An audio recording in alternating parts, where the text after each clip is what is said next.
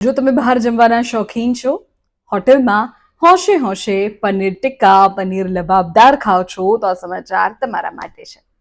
આમ તો મારે એવું કહેવું જોઈએ કે આ સમાચાર તમારા માટે ચેતવણી સમાન છે.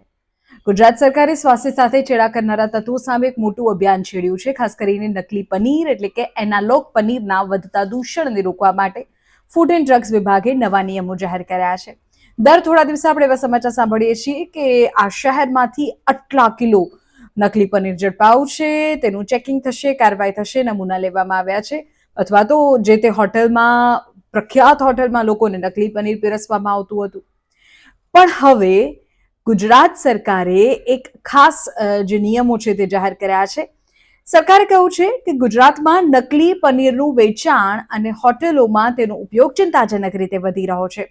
શુદ્ધ દૂધમાંથી બનતા પનીરને બદલે વેજીટેબલ ફેટ, વનસ્પતિ તેલ અને પાવડરમાંથી ડિટર્જન્ટમાંથી એનાલોગ પનીરનો ઉપયોગ કરી બનાવવામાં આવે છે અને ગ્રાહકોને છેતરવામાં આવે છે.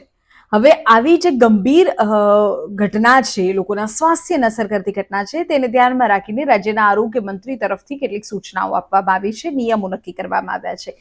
આ નિયમો છે કે હવેથી દરેક હોટલ એન્ડ રેસ્ટોરન્ટ્સે તેમના ડિસ્પ્લે બોર્ડ કે પછી મેન્યુ કાર્ડ પર સ્પષ્ટપણે દર્શાવવું પડશે કે તેઓ કયા પનીરનો ઉપયોગ કરે છે.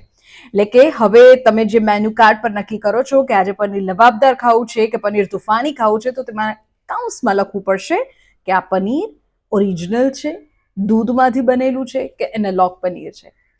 ડિક્લેરેશન આપવું પડશે. જો હોટેલ સંચાલક એનાલોગ પનીર વાપરતા હોય તો તેમણે ગ્રાહકોને જાણ કરવી પડશે કે આ દૂધનું પનીર નથી, વેજીટેબલ ફેટમાંથી બનાવેલું પનીર છે, અમે નકલી પનીર પીરસીએ છીએ.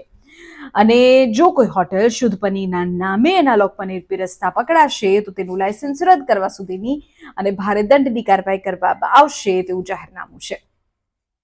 હવે તમને થશે કે આ એનાલોગ પનીર આટલું જોખમી કેમ છે? શા માટે એનાલોગ પનીરને લઈને આટલા નિયમો?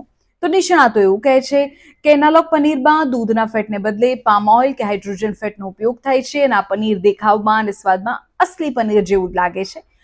પણ તે સસ્તું હોય છે, એટલે જે હોટેલના સંચાલકો છે, વેપારીઓ છે, તે વાપરે છે. પણ અંતે તો આપણે ખાવાનું છે અને લાંબા ગાળે આવું પનીર ખાવાથી હૃદયની બીમારીઓ થાય, કોલેસ્ટ્રોલ થાય અને બીજી ગંભીર સમસ્યાઓ થઈ શકે.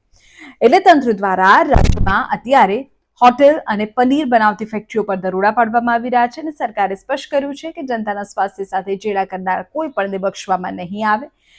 એટલે હવે જ્યારે પણ તમે હોટલમાં જાઓ તો મેનુ કાર્ડ ચોક્કસ તપાસજો અને જો એમાં ન લખ્યું હોય કે આ કયું પનીર તમને પીરસવામાં આવે છે તો પૂછજો કે આ ઓરિજિનલ છે કે એનાલોગ.